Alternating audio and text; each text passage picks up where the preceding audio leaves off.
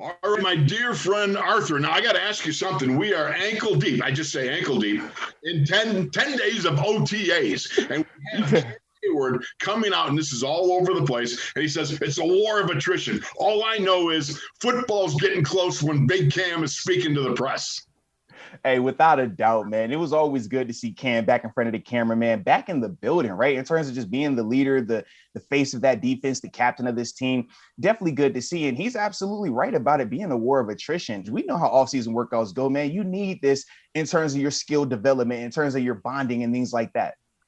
You know, Arthur, you're hitting on something that's very near and dear to me because I come from the era where when I first came to the Steelers, there was no offseason program. There was no offseason, like OTAs or minicamp. And then the latter half of the decade that I was with the Steelers, then they started introducing the minicamps and the offseason programs. Now, here's the thing about it.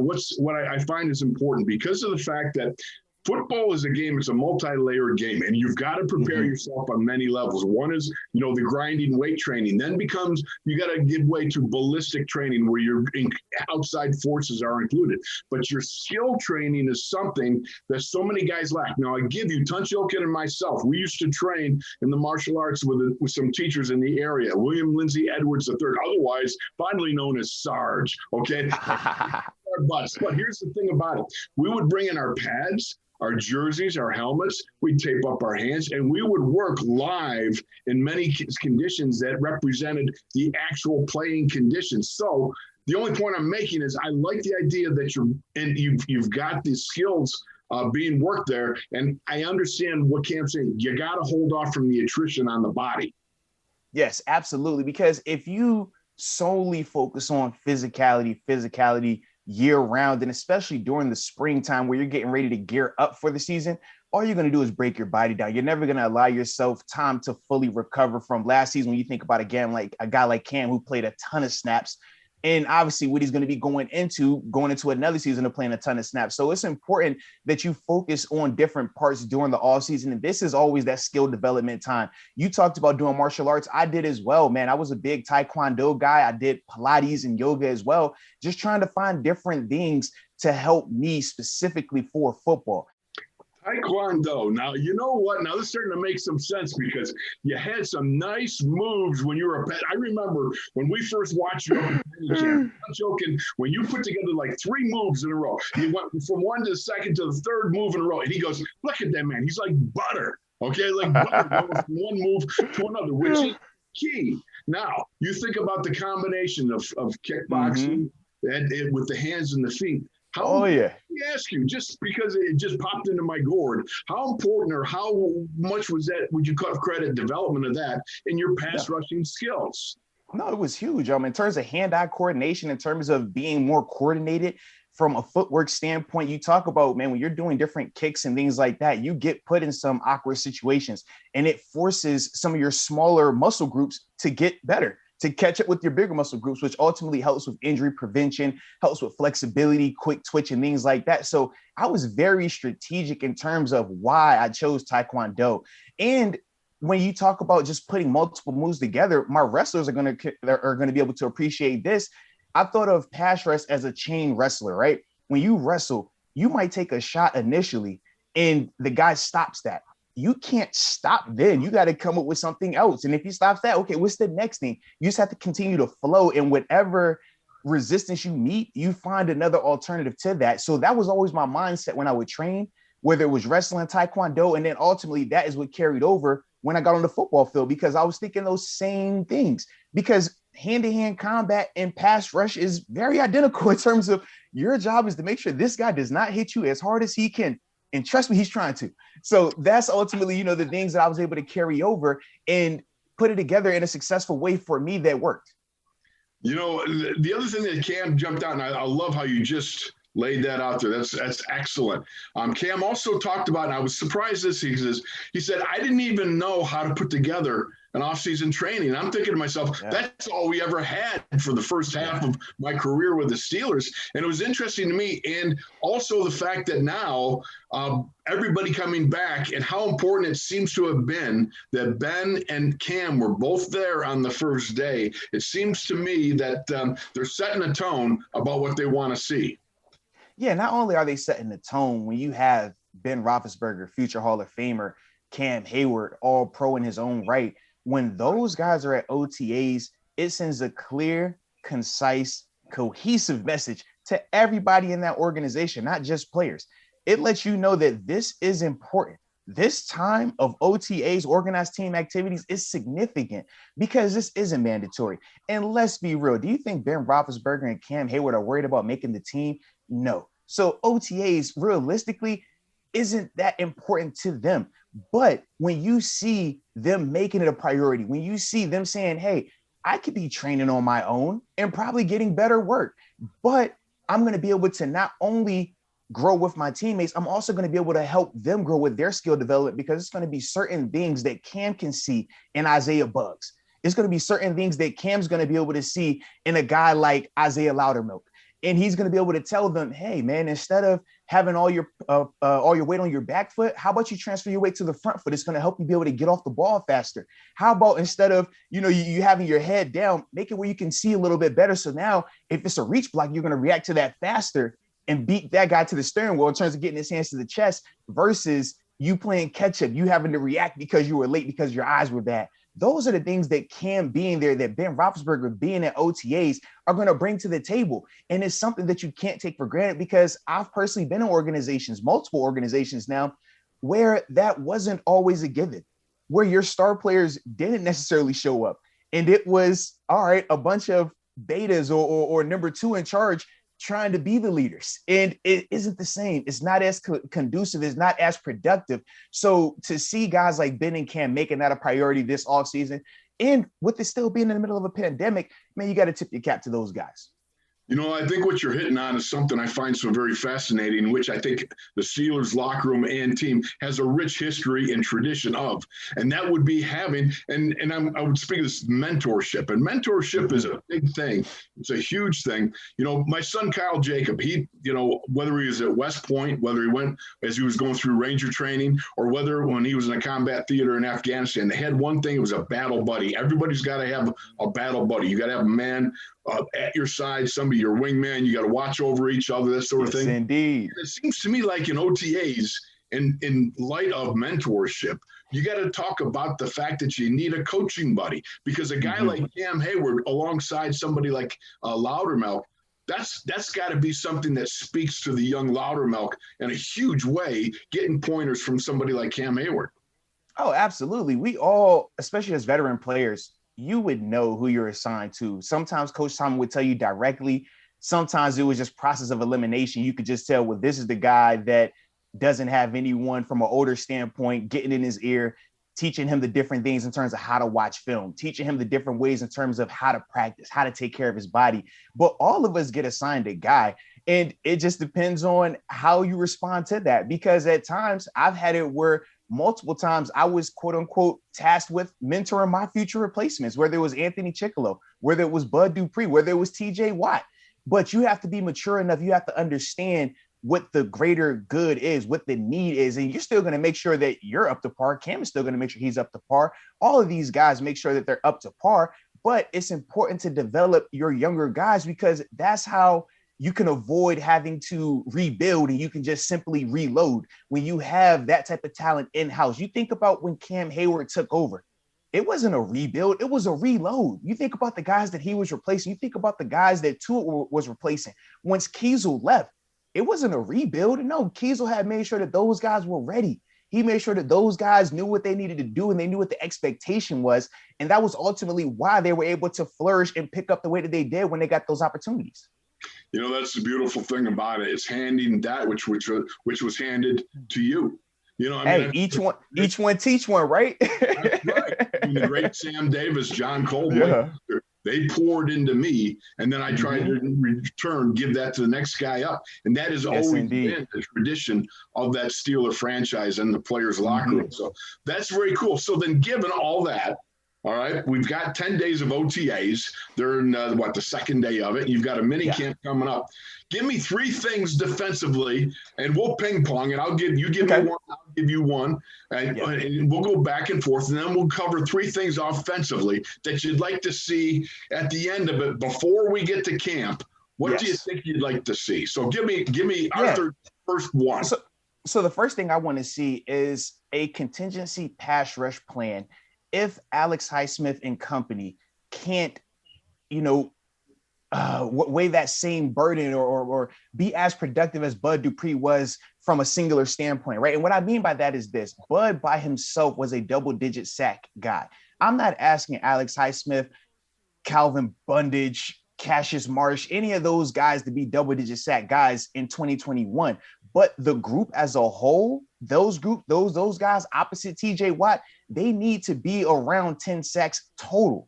That's what I mean by that. And if they aren't able to do that, the contingency plan needs to be, okay, do we move TJ around a little bit to keep him from having to deal with slide protection, chip blocks, tight ends over there? Do we create more blitz packages where we're able to generate pressure similar to what we saw in 2014 through 2017? Do we take that route? But whatever it is, I want them to have a contingency plan developed now, so that way they're already working on it. So when the season does hit, if things go foul, whether it's from a lack of productivity or through injuries, they have options to make sure that this defense doesn't miss a beat.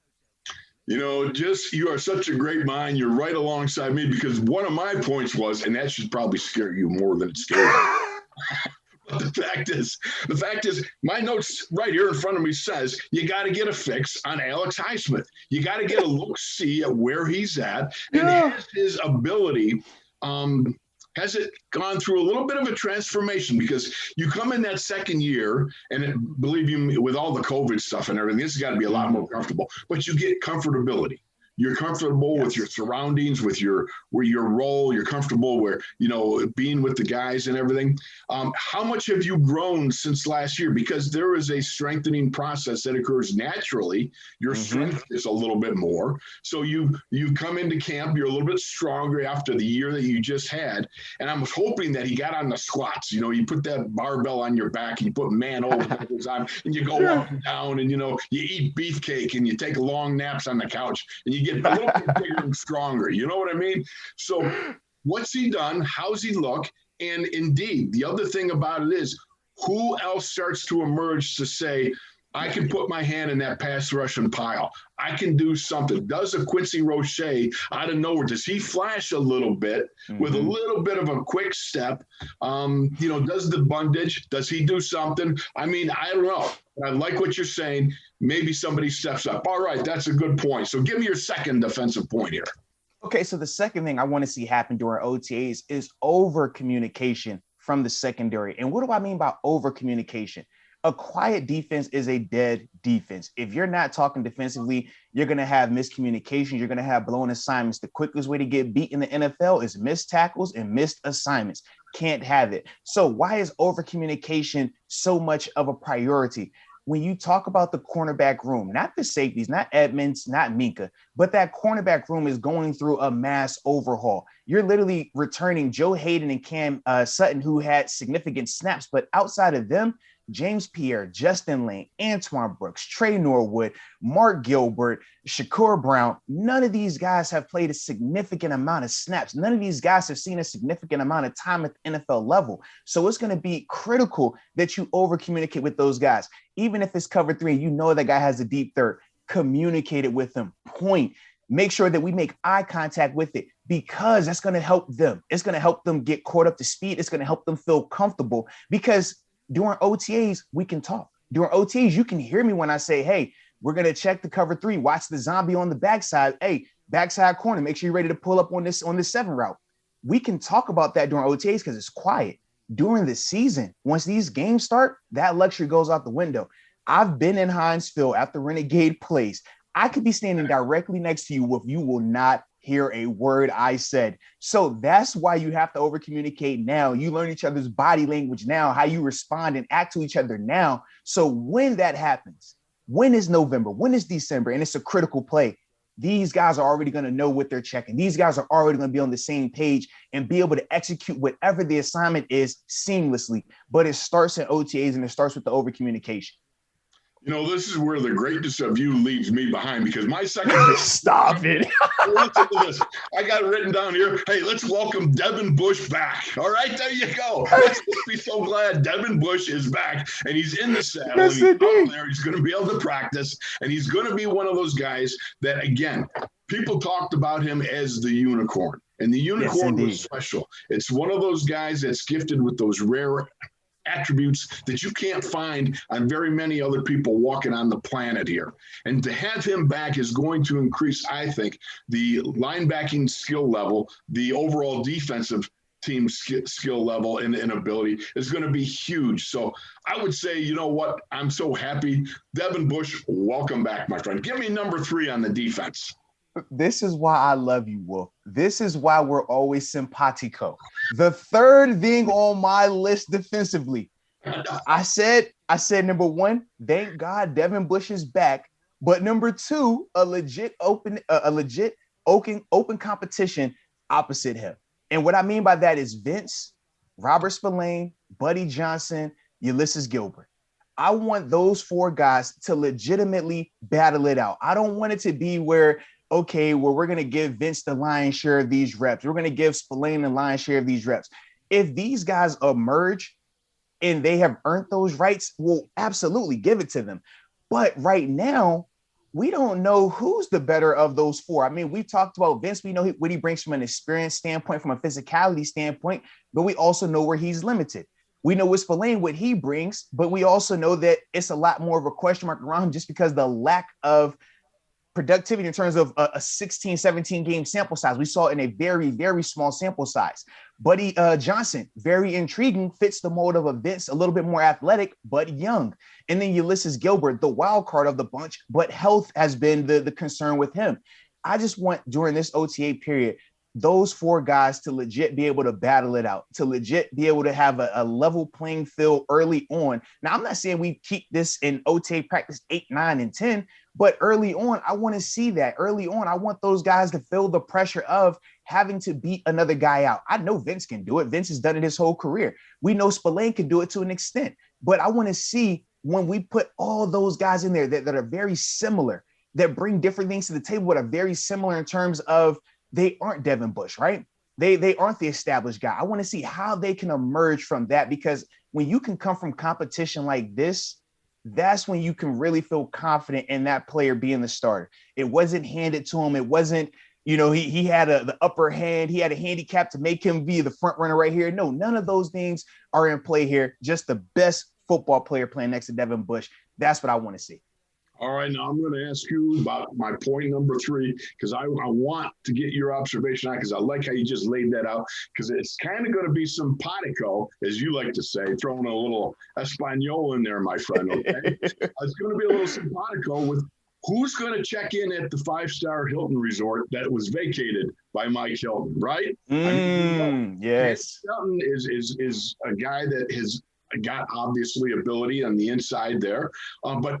Remember, Cam handled a lot of the pass coverage. Mike Hilton handled a lot of the blitzing, run down heavy, that sort of thing. Very true. Player personnel package. And I started to scratch the old head and say, is there anybody else? And I just wanted to throw a couple names at you. How about this? You think Trey Norwood could be a guy that might be able to, given his ability to play the wild card a little bit, to be, mobile and so forth, is he a guy that could assume that position? I think that he's definitely going to have his name in the hat. I think he's going to be in that competition. For me, I'm interested to see how Keith Butler and Mike Tomlin decide on Cam Sutton's division of labor, because we know he's versatile. We know he can play outside corner, inside corner. He's played safety at times. Last year, though, the tea leaves, the film, what it showed was when in games where Cam Sutton started on the outside, anytime they went sub package ball, he bumped into the nickel spot, and then they would bring in either James Pierre or Justin Lane on the outside. So my initial thoughts are that they're going to probably do something similar. So even though I think Trey Norwood can be in that competition, I just don't think right now he's going to be a better nickel corner than what Cam Sutton could be bumping in there. So that's the part where I think Trey is going to be in that mix, but ultimately, I think that he'll be at fourth corner when they go to the dime package, right? Because right now, I just think that they're going to continue with the mode of on base package downs, Cam Sutton being that outside, but when they go sub package ball, he'll bump into inside. And then I don't know which corner they're going to put out there opposite Joe Hayden. I mean, it could be James Pierre, Justin Lane, Mark Gilbert, Shakur Brown. It could be any of those guys, right? But I just think that Cam Sutton early on, they're going to bump him inside because of the familiarity and just how productive he is from that spot. He's built more like a natural slot corner anyways. So I just don't think they're going to remove him solely from, they're going to remove him completely from that part of his game. Let me ask you this then. Could you see one of those guys, like even a Trey Norwood, maybe sliding it back to safety and say, I don't know, maybe do you think Terrell Edmonds could move up and play a little bit of that blitz guy? No, without a doubt. And we've seen them use Edmonds in the blitz. I think that he has a natural first step. Obviously, he can improve on the rush moves, but that's not his forte, but that's something that he can definitely continue to work at. But he is a really good blitzer. And the reason being is because he's a physical player. We talk about what makes Edmonds a good player, his tackling ability. He is one of the best tacklers in terms of open field tackling at the safety position. It's shown like that for multiple years now. So him being involved more in the blitz, him playing more closer to the box, that's only going to benefit him. Now, if they do go that route, it will be interesting to see, like I said, what they do at the other spot, right? In terms of would they put Trey out there to back or to be opposite of Minka when they're going to use Edmonds in some of these scenarios, or do they get a little bit exotic with the coverage and ask Devin Bush to do a little bit more from a coverage standpoint? They have a lot of options they can play with during this OTA period, and that's the fun part, because when you think about our offense right now, right, and this is where you get the crossover here. With our offense, they have high-end skill position players. Why is that important? When you talk about our secondary, who are they going to be seeing every day in practice right now?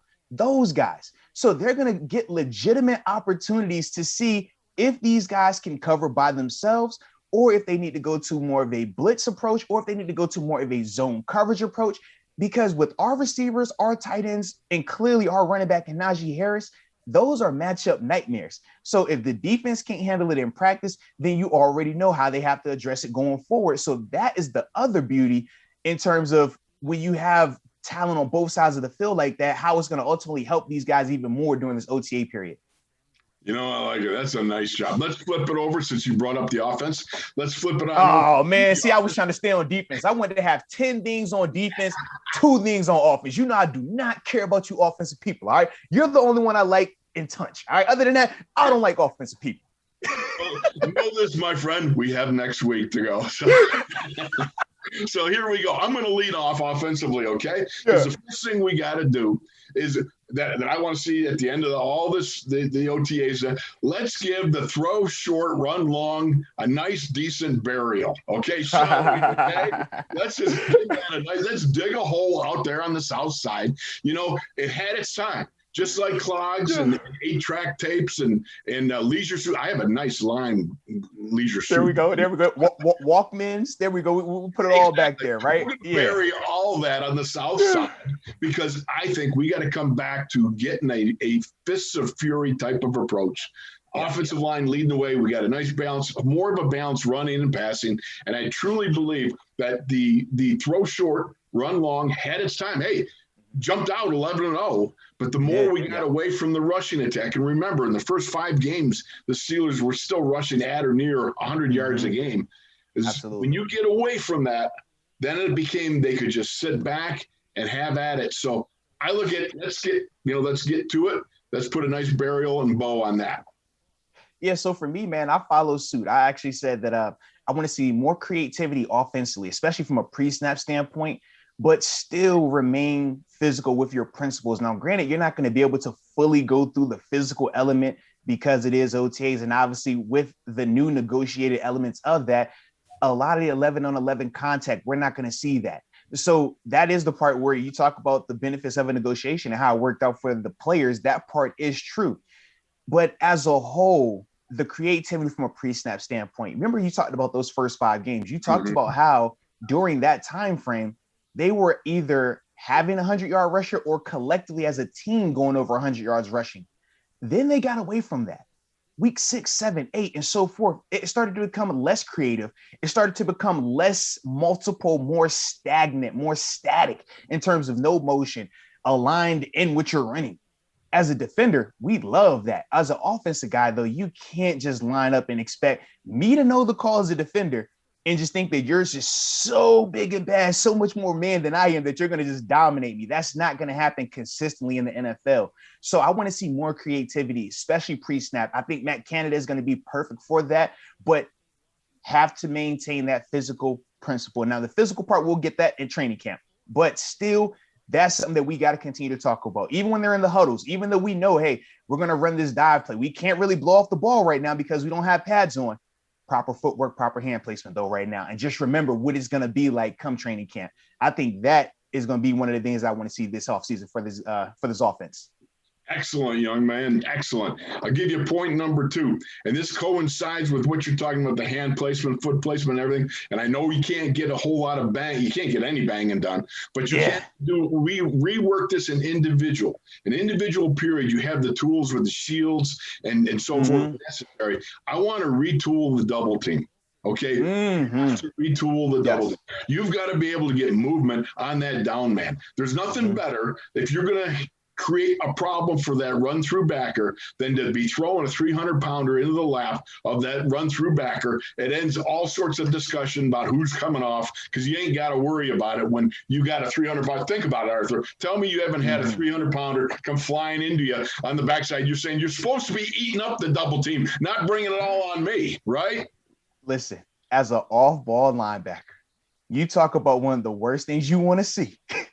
When your D lineman is in your lap, you're just like, bro, what are you doing right now, man? And you know the funny thing, this is the funny thing, Wolf. The D lineman to turn around and say, hey, man, you got to take the double team off me. Man, I'm trying to take the double team off you at the line of scrimmage, not 4 yards downfield, baby. Come on, man. So, yes, without a doubt, if the O-line can get back to moving people to that extent, which they are more than capable of doing, if they get back to that, man, that just makes it that much better for this offense and this running attack. Because as a defender, you hate that. It minimizes your ability to scrape over top. It minimizes your ability to see the play, to see running lanes. And with a back like Najee, who has great vision, a back like Najee, who has a great feel for pursuit and understanding how to hurt the person that's over pursuing, but at the same time is fast enough to outrun the guy that's a little bit behind. When you're at linebacker and that D lineman is back because of that hard double like that, it kills you in terms of stopping plays like that with the back like Najee. So without a doubt, that has to happen. All right, that's my point number 2. Retool the double team. Just to wrap it up, make sure the drive man, the drive man hits the hip. Make sure the post man gets under and up. Bingo. Okay, give me your point number 2 offensively. Yes, indeed. And I love the coaching point on that too, man. But for me, don't fall into the pass trap. And what do I mean by the pass trap? I mean, the trap of the pass where we got excited, right? We won a couple of games and then we said, oh, we're winning doing this, only passing. Let's continue it. We fell into that trap. And ultimately what happened was what? We started out 11-0. It was cool, but teams caught up to it. By the end of the year, we were very stagnant offensively and very predictable. That's the pass trap. Both pass in terms of P-A-S-T and then P-A-S-S. So either way, we have to make sure we learn from that. We have to make sure that even though we might have a game or two where Ben has to throw 40 times a game to get us out of there, that's okay, right? Every once in a while. But you can't become enamored with it. You can't fall in love with that. You can't say to yourself, oh, well, he did it this week. He could do it again next week. He could do it again the week after that, because what we're going to see is a burnt out version of Ben come postseason. And that's what we cannot have this season. So I think that that's going to be the critical part, not only on Ben, but on Matt Canada, on Coach Tom, because at times it's going to be difficult, but you have to ask yourself, bigger picture, what's more important, a couple of regular season wins or having all my horses fully charged, ready to go come postseason time? Excellent. All right, then I'm going to give you my third point, okay? That would be this.